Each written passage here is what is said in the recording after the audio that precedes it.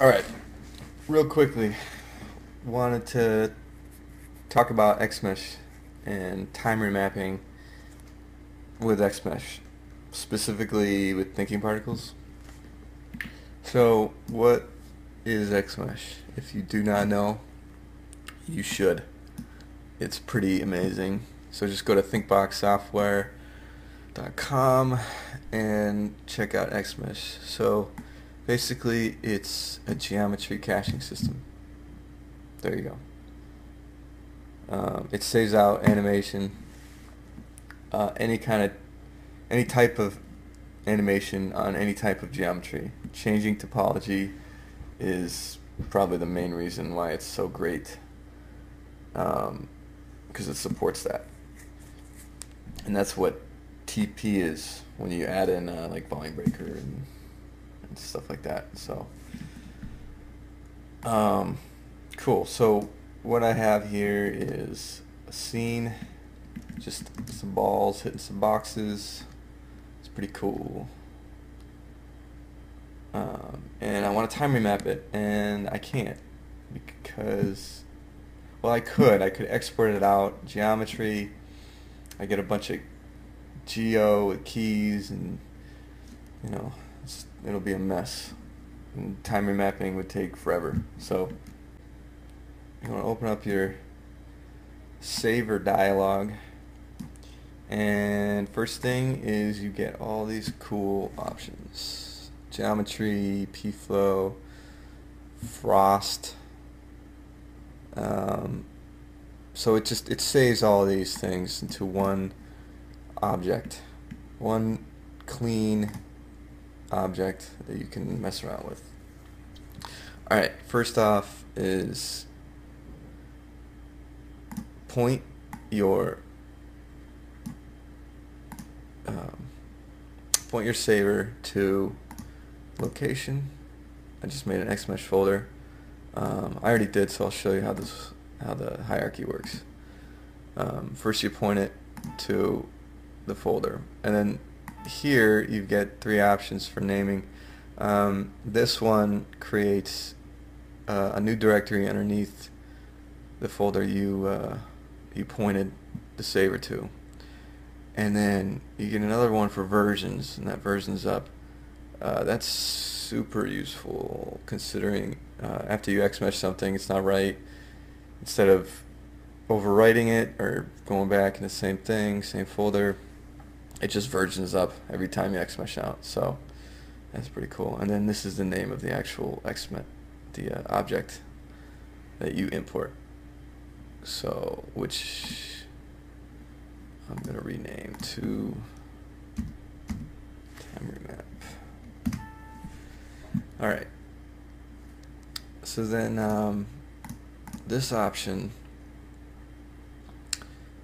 is, this will save. So first of all, let's thinking particle groups. Alright, so if you have a bunch of different objects into the save, to save as an XMesh, this will combine all your objects into one XMesh object. If you don't want one, if you want each of these as separate XMesh loaders, separate objects, you just need to go to each object.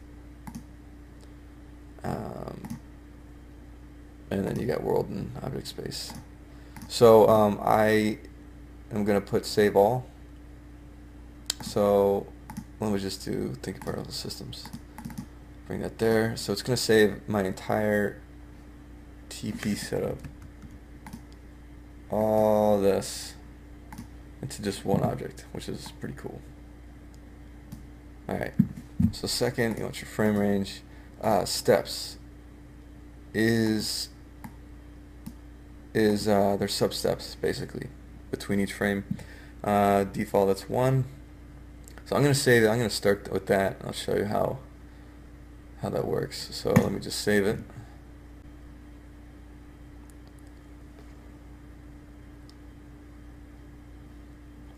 Alright, so first thing it'll do is it will hide your the source object and then load in an XMesh loader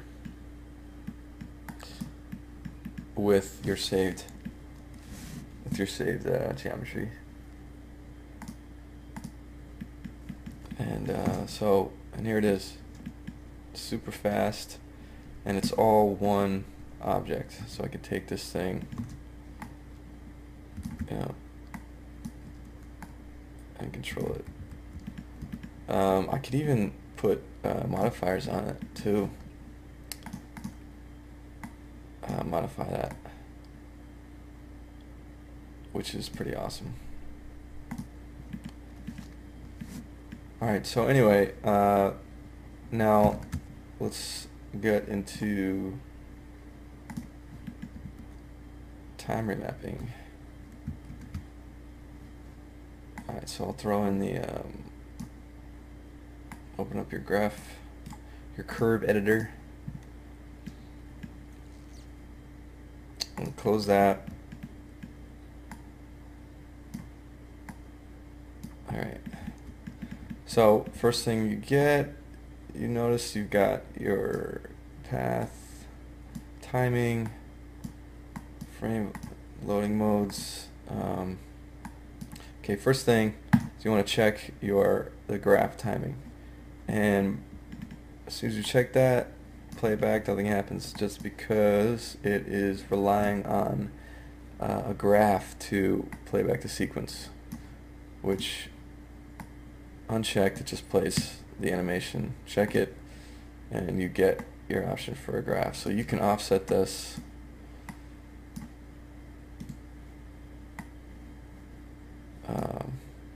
yeah, so you want to go to your end of the animation, turn on auto key, and these represent the frames. So frame length, this recorded to 160, so you want to go to 160, and it makes your graph. So first thing, turn it to linear. There you go, you get playback graph. Now you have the ability to control the timing of it. So I want to start slowing this down. Let's pick a spot like right there. Add a key to your graph.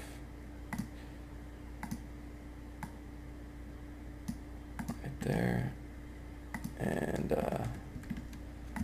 start messing with this thing. Alright.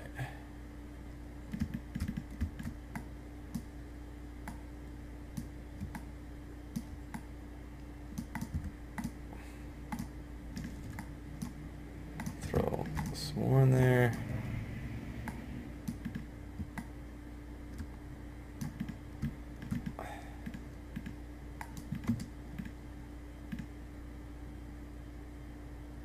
Alright, cool. So we got some slowdown, got some slow motion stuff. First thing you'll notice is the rotation is wonky. That's because XMesh interpolates thinking particles on the rotation value differently than regular geometry. It basically grabs the velocity channel a different way, just because how thinking particles is set up. So in order to fix that, that's where your substeps come in. Now this is XMesh 1.0.1. 1.0.2, they actually changed this to a drop down that's it's called, it gives you samples. So from 1 to I think like 200 samples, you have an option. This you can only go up to one substep, and actually it goes in reverse for this version. So just to show you what I mean with the substeps and sampling, I made this scene. This I exported out with version with version 1.0.2. This is 1.0.1. So 1.0.1 has steps. The new XMesh has a drop down for sampling, which goes to 200. So I made this scene.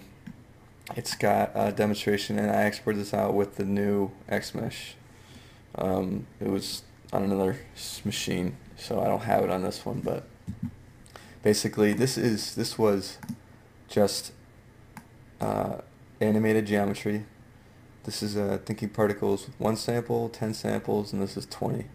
So you could see when I play this back, see when I slow it down to this point, you see 1 sample, 10 samples. The difference between the way XMesh translates the velocity channel on these animated geo is obviously nice and smooth.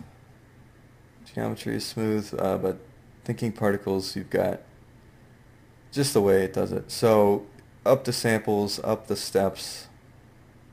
Make sure you have a lot of information in between frames. That way you have nice smooth animation. Cool. So let's actually delete that XMesh and turn TP back on,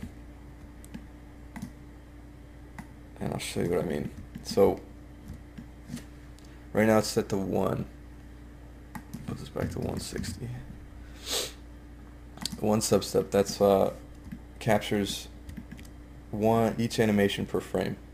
This actually, you can go down to, if you're gonna do really slow stuff and you have this version of XMesh, do something like 1.01, which is actually the lowest you can go.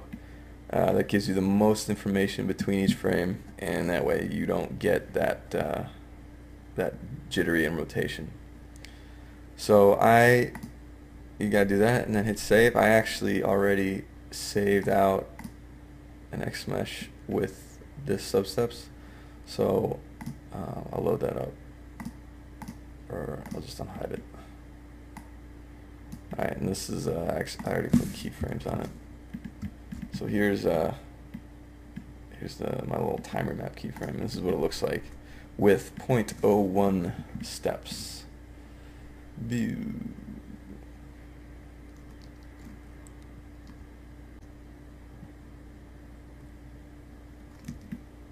So let me just play back. Alright, here it is. Okay.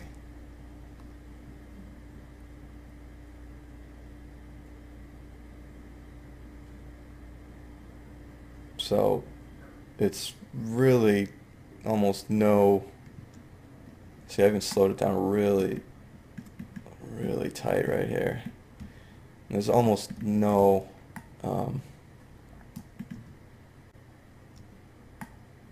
frame stamp bullshit.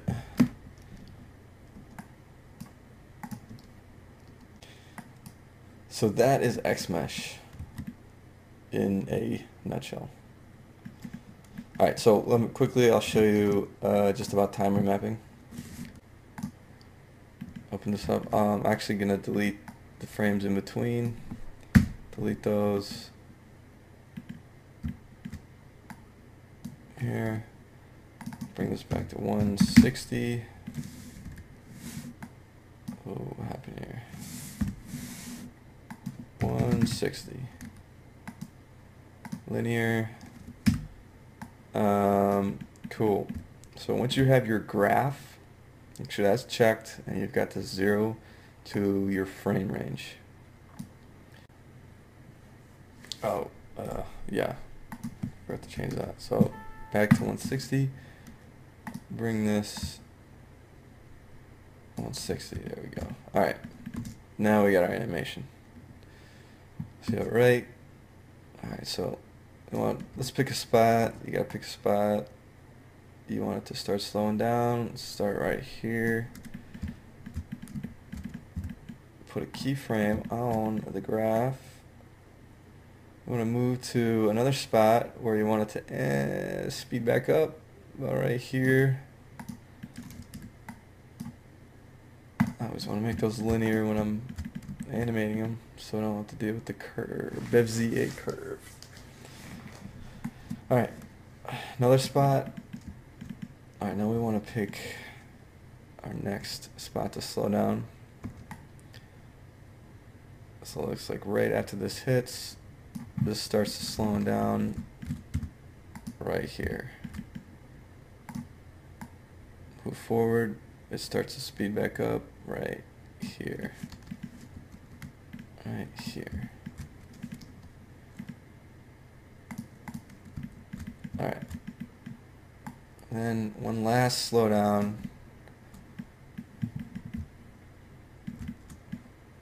Go about right there.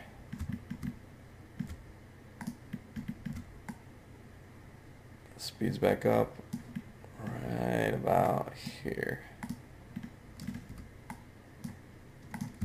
Cool. Alright, so in between these two little keys, it's going to start to slow down. So first, grab the keys, grab the last bit of keys in between your first part. Stretch them out to as long as you want, how many frames you want it to go. You can even move it down, and make sure you have them all grabbed when you're doing this. Move it down, makes it slower. Actually, moving it down will adjust the spot on where you place the keyframe. So let's just about that.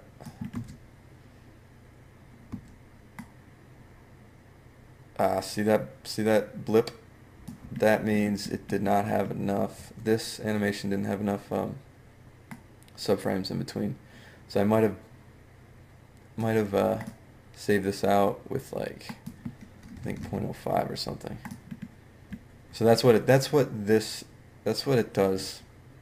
If it does not have enough information between frames, it'll blank out.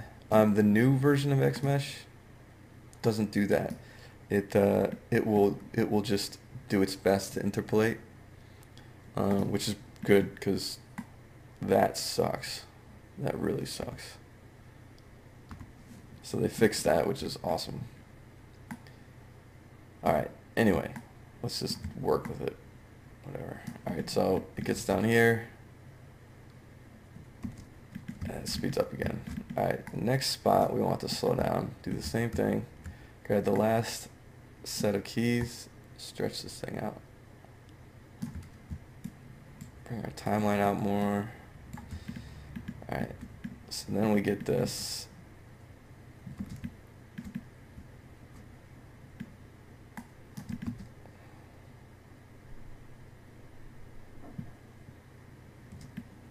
Nice and slow. Can even go even more than that. Like that.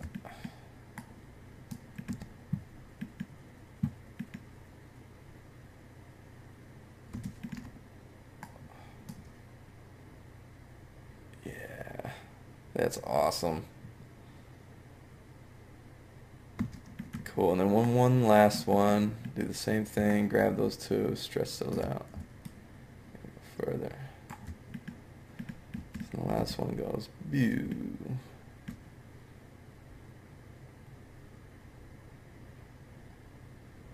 Cool. Now you can keep it, each key linear if you like that look. I like to throw some curves on these things. So first thing is grab the first key, give it some tangents, some Bezier tangents. There's that stupid blank frame. That sucks. Whatever.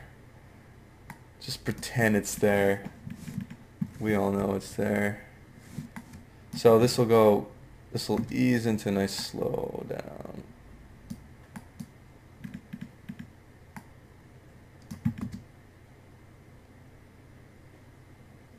And then right here we want to ease back out.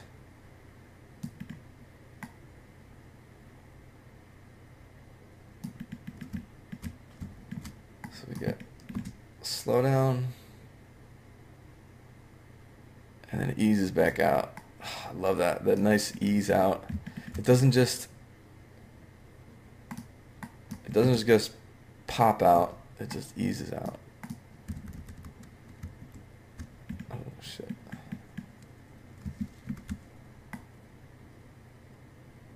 You want it to have that nice smooth out. Alright, same thing with here. Give it just like a nice, just a small curve.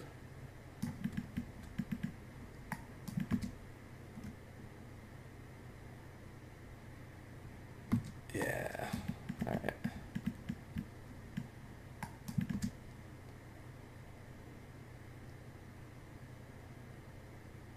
It's like super slow. That's awesome. Look, I even have deformation on TP, and it supports that. That's too cool. Like when the ball hits, it actually deforms the geometry a bit, and XMesh just supports everything. It's great. All right, so put another ease on this curve, this key. Give it an ease out. Same with this. Ease in.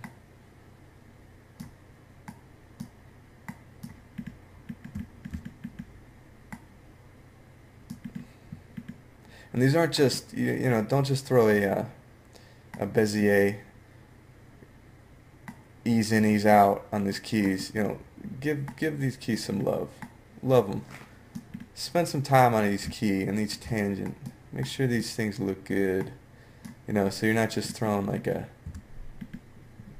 you know, you're not just going boop, okay, done.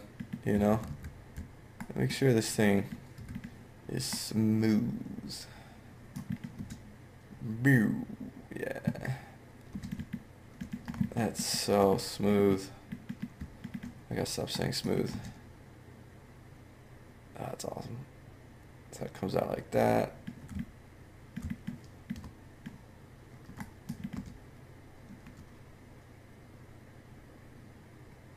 Look at that, man.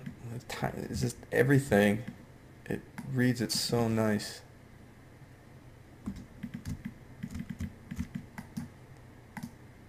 One last little ease out.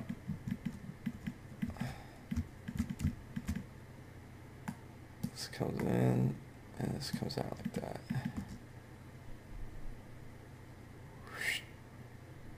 Awesome. So here we got, actually, let me leave that open. I mean, this is just a nice, quick little timer map here. So, I mean, you could spend some time on that. But just for what this is, it's just like, boom.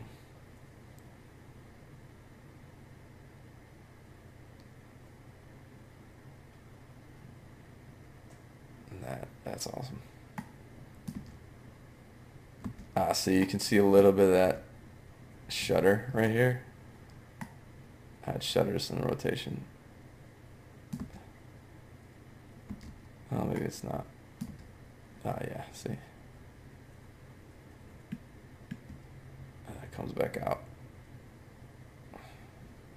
Alright, so there you go. And you can apply this technique, you know, to any type of animation. It doesn't have to be XMesh, obviously, but it just works so nice on XMesh. Cool. So that, there you go. Let me know if I missed anything, if you have any questions more about XMesh. It really is awesome. It's got so much more than just this timer map or just animation graph. So yeah, cool. Thank you. Goodbye. Yes. For your viewing pleasure, I did render out just a camera pass. It doesn't have any slow motion or anything in it, but just so you could see. I threw in some cameras, animated them. This is before I messed with the time, so check it out. Let me make this. So this is what I came up with.